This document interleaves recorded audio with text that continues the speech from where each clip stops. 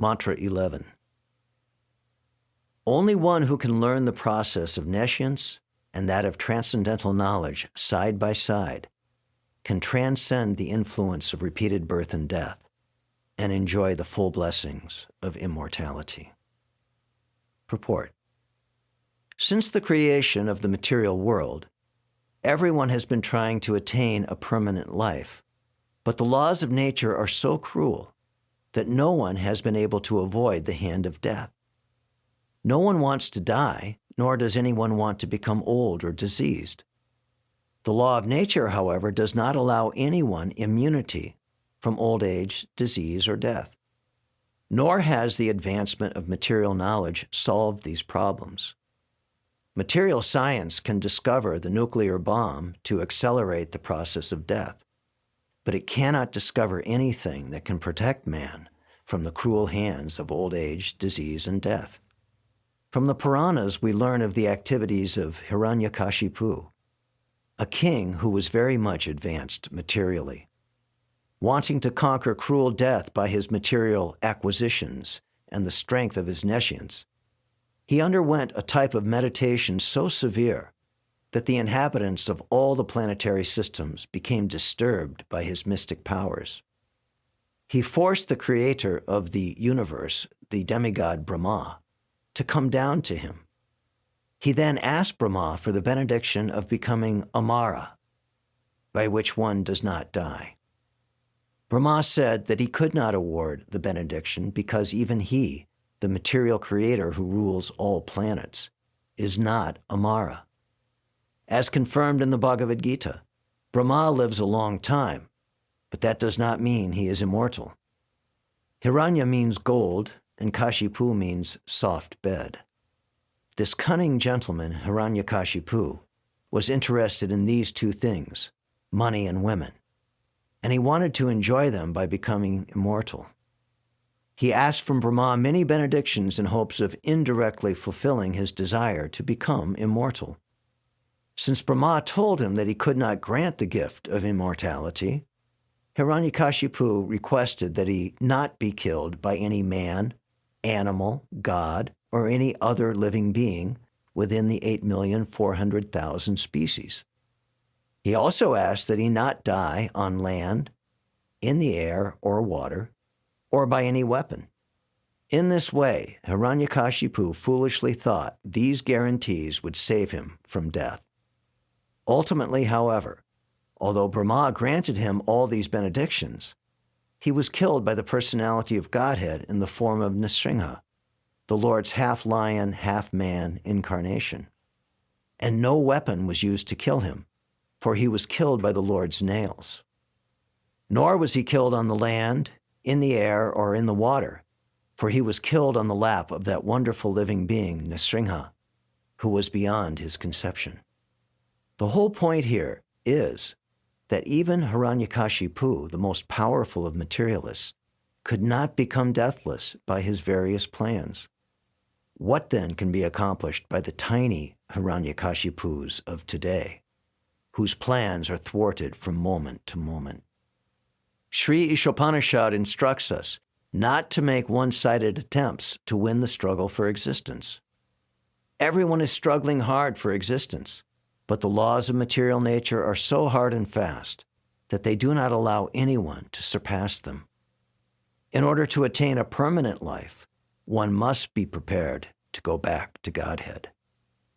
The process by which one goes back to Godhead is a different branch of knowledge, and it has to be learned from revealed Vedic scriptures such as the Upanishads, Vedanta Sutra, Bhagavad Gita, and Srimad Bhagavatam.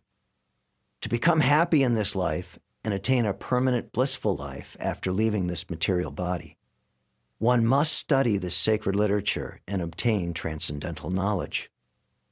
The conditioned living being has forgotten his eternal relationship with God and has mistakenly accepted the temporary place of his birth as all in all.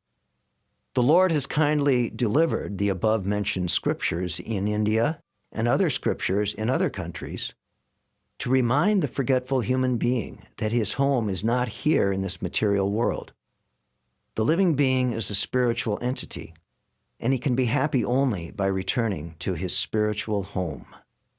From his kingdom, the Personality of Godhead sends his bona fide servants to propagate this message by which one can return to Godhead. And sometimes the Lord comes himself to do this work. Since all living beings are his beloved sons, his parts and parcels, God is more sorry than we ourselves to see the sufferings we are constantly undergoing in this material condition. The miseries of this material world serve to indirectly remind us of our incompatibility with dead matter. Intelligent living entities generally take note of these reminders and engage themselves in the culture of vidya, or transcendental knowledge. Human life is the best opportunity for the culture of spiritual knowledge, and a human being who does not take advantage of this opportunity is called a Naradama, the lowest of human beings. The path of avidya, or advancement of material knowledge for sense gratification, is the path of repeated birth and death. As he exists spiritually, the living entity has no birth or death. Birth and death apply to the outward covering of the spirit's soul, the body. Death is compared to the taking off, and birth to the putting on of outward garments. Foolish human beings who are grossly absorbed in the culture of avidya, nescience, do not mind this cruel process. Enamored with the beauty of the illusory energy, they undergo the same miseries repeatedly and do not learn any lessons from the laws of nature. Therefore, the culture of vidya, or transcendental knowledge, is essential for the human being. Sense enjoyment in the diseased material condition must be restricted as far as possible. Unrestricted sense enjoyment in this bodily condition is the path of ignorance and death. The living entities are not without spiritual senses. Every living being in his original spiritual form has all the senses, which are now materially manifested, being covered by the material body and mind. The activities of the material senses are perverted reflections of the activities of the original spiritual senses. In his diseased condition, the spirit soul engages in material activities under the material covering. Real sense enjoyment is possible only when the disease of materialism is removed. In our pure spiritual form, free from all material contamination, real enjoyment of the senses is possible. A patient must regain his health before he can truly enjoy sense pleasure again. Thus, the aim of human life should not be to enjoy perverted sense enjoyment, but to cure the material disease. Aggravation of the material disease is no sign of knowledge, but a sign of avidya, ignorance. For good health, a person should not increase his fever from 105 degrees to 107 degrees, but should reduce his temperature to the normal 98.6. That should be the aim of human life. The modern trend of material civilization is to increase the temperature of the feverish material condition, which has reached the point of 107 degrees in the form of atomic energy. Meanwhile, the foolish politicians are crying that at any moment the world may go to hell. That is the result of the advancement of material knowledge and the neglect of the most important part of life, the culture of spiritual knowledge. Sri Isopanishad herein warns that we must not follow this dangerous path leading to death. On the contrary, we must develop the culture of spiritual knowledge so that we may become completely free from the cruel hands of death. This does not mean that all activities for the maintenance of the body should be stopped. There is no question of stopping activities, just as there is no question of wiping out one's temperature altogether when trying to recover from a disease. To make the best use of a bad bargain is the appropriate expression. The culture of spiritual knowledge necessitates the help of the body and mind. Therefore, maintenance of the body and mind is required if we are to reach our goal. The normal temperature should be maintained at 98.6 degrees, and the great sages and saints of India have attempted to do this by a balanced program of spiritual and material knowledge. They never allow the misuse of human intelligence for diseased sense gratification. Human activities diseased by a tendency towards sense gratification have been regulated in the Vedas under the principles of salvation. This system employs religion, economic development, sense gratification, and salvation. But at the present moment, people have no interest in religion or salvation. They have only one aim in life, sense gratification. And in order to achieve this end, they make plans for economic development. Misguided men think that religion should be maintained because it contributes to economic development, which is required for sense gratification.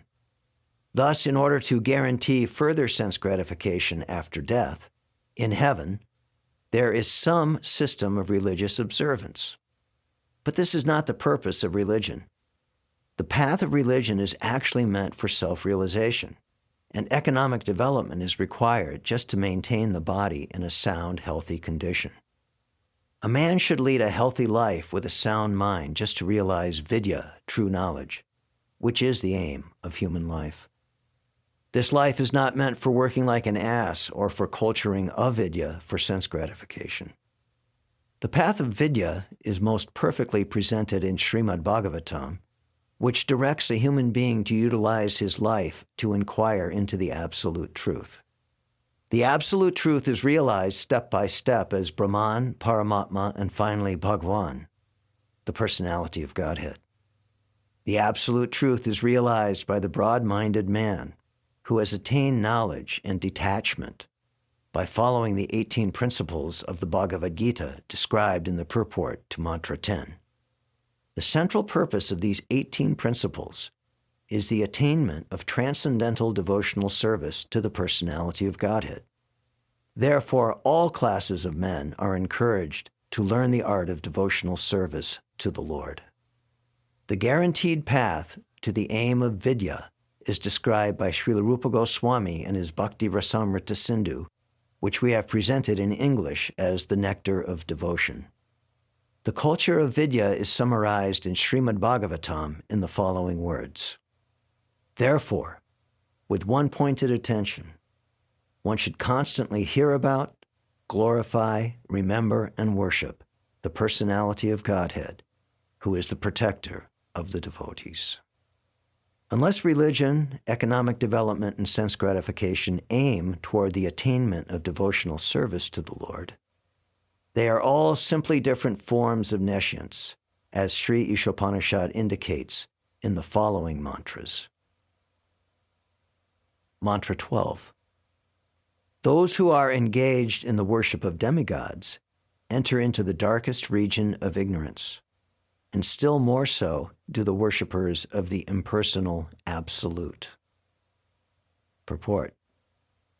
The Sanskrit word asambhuti refers to those who have no independent existence.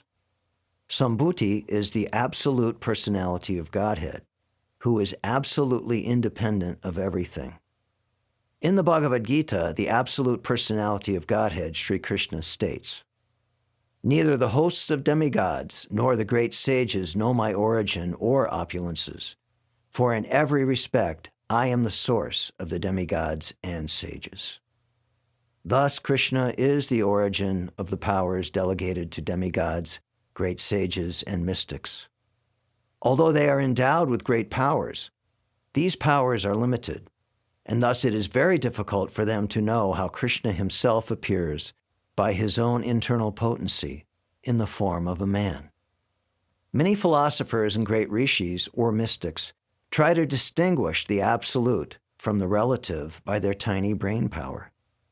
This can only help them reach the negative conception of the absolute without realizing any positive trace of the absolute. Definition of the absolute by negation is not complete. Such negative definitions lead one to create a concept of one's own.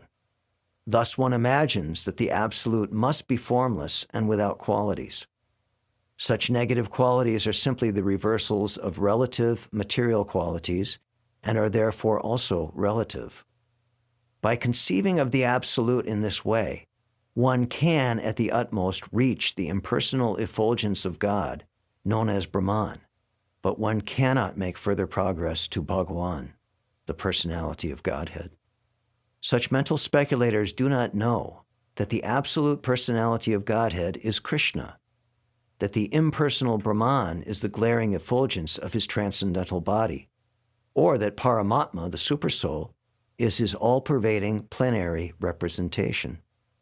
Nor do they know that Krishna has his eternal form with its transcendental qualities of eternal bliss and knowledge.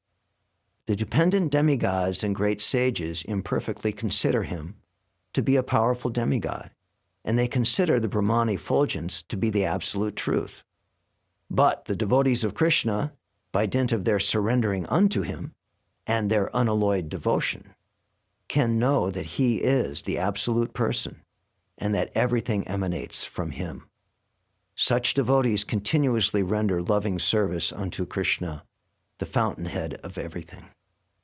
In the Bhagavad Gita, it is said that only unintelligent, bewildered persons, driven by a strong desire for sense gratification, worship the demigods for the temporary relief of temporary problems.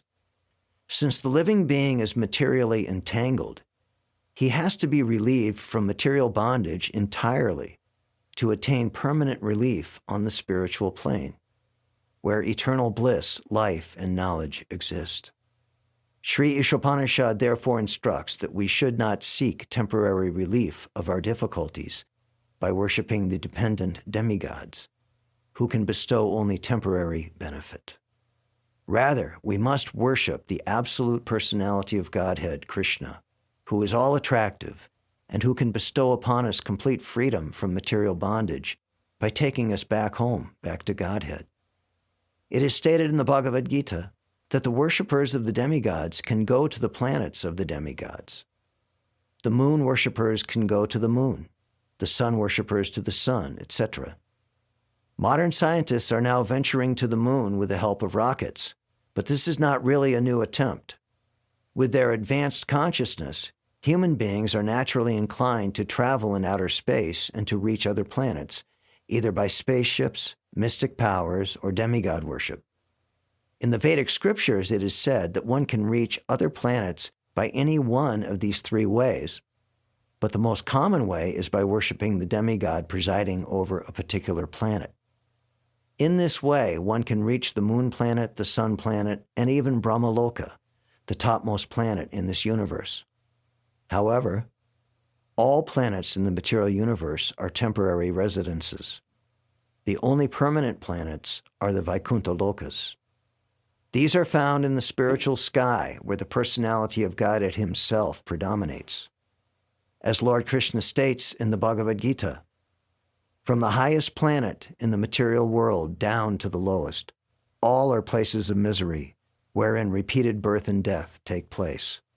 But one who attains my abode, O son of Kunti, never takes birth again. Sri Isopanishad points out that one who worships the demigods and attains to their material planets still remains in the darkest region of the universe. The whole universe is covered by the gigantic material elements. It is just like a coconut covered by a shell and half filled with water. Since its covering is airtight, the darkness within is dense, and therefore the sun and the moon are required for illumination. Outside the universe is the vast and unlimited Brahmajyoti Expansion, which is filled with Vaikuntha Lokas. The biggest and highest planet in the Brahmajyoti is Krishna Loka, or Goloka Vrindavan, where the Supreme Personality of Godhead, Sri Krishna himself, resides. Lord Sri Krishna never leaves Krishna Loka. Although he dwells there with his eternal associates, he is omnipresent throughout the complete material and spiritual cosmic manifestations. This fact has already been explained in Mantra 4. The Lord is present everywhere, just like the sun, yet he is situated in one place, just as the sun is situated in its own undeviating orbit. The problems of life cannot be solved simply by going to the moon planet or to some other planet above or below it. Therefore, Sri Isopanishad advises us not to bother with any destination within this dark material universe, but to try to get out of it and reach the effulgent kingdom of God. There are many pseudo-worshippers who become religionists only for the sake of name and fame. Such pseudo-religionists do not wish to get out of this universe and reach the spiritual sky. They only want to maintain the status quo in the material world under the garb of worshiping the Lord. The atheists and impersonalists lead such foolish pseudo-religionists into the darkest regions by preaching the cult of atheism. The atheist directly denies the existence of the Supreme Personality of Godhead, and the impersonalists support the atheist by stressing the impersonal aspect of the Supreme Lord. Thus far, we have not come across any mantra in Sri Isopanishad in which the Supreme Personality of Godhead is denied. It is said that he can run faster than anyone. Those who are running after other planets are certainly persons, and if the Lord can run faster than all of them, how can he be impersonal? The impersonal conception of the Supreme Lord is another form of ignorance, arising from an imperfect conception of the absolute truth. The ignorant pseudo-religionists and the manufacturers of so-called incarnations who directly violate the Vedic injunctions are liable to enter into the darkest region of the universe because they mislead those who follow them. These impersonalists generally pose themselves as incarnations of God to foolish persons who have no knowledge of Vedic wisdom. If such foolish men have any knowledge at all, it is more dangerous in their hands than ignorance itself. Such impersonalists do not even worship the demigods according to the scriptural recommendations. In the scriptures, there are recommendations for worshiping demigods under certain circumstances, but at the same time, these scriptures state that there is normally no need for this. In the Bhagavad Gita, it is clearly stated that the results derived from worshiping the demigods are not permanent. Since the entire material universe is impermanent, whatever is achieved within the darkness of material existence is also impermanent. The question is how to obtain real and permanent life. The Lord states that as soon as one reaches Him by devotional service, which is the one and only way to approach the personality of Godhead, one attains complete freedom from the bondage of birth and death. In other words, the path of salvation from the material clutches fully depends on the principles of knowledge and detachment gained from serving the Lord. The pseudo-religionists have neither knowledge nor detachment from material affairs, for most of them want to live in the golden shackles of material bondage under the shadow of philanthropic activities disguised as religious principles. By a false display of religious sentiments, they present a show of devotional service while indulging in all sorts of immoral activities. In this way, they pass as spiritual masters and devotees of God. Such violators of religious principles have no respect for the authoritative acharyas, the holy teachers in the strict disciplic succession. They ignore the Vedic injunction acharyopasana, one must worship the acharya, and Krishna's statement in the Bhagavad Gita, evam parampara praptam. This supreme science of God is received through the disciplic succession. Instead, to mislead the people in general, they themselves become so-called acharyas, but they do not even follow the principles of the acharyas. These rogues are the most dangerous elements in human society. Because there is no religious government, they escape punishment by the law of the state. They cannot, however, escape the law of the Supreme, who has clearly declared in the Bhagavad Gita that envious demons in the garb of religious propagandists shall be thrown into the darkest regions of hell. Sri Isopanishad confirms that these pseudo-religionists are heading toward the most obnoxious place in the universe after the completion of their spiritual master business, which they conduct simply for sense gratification.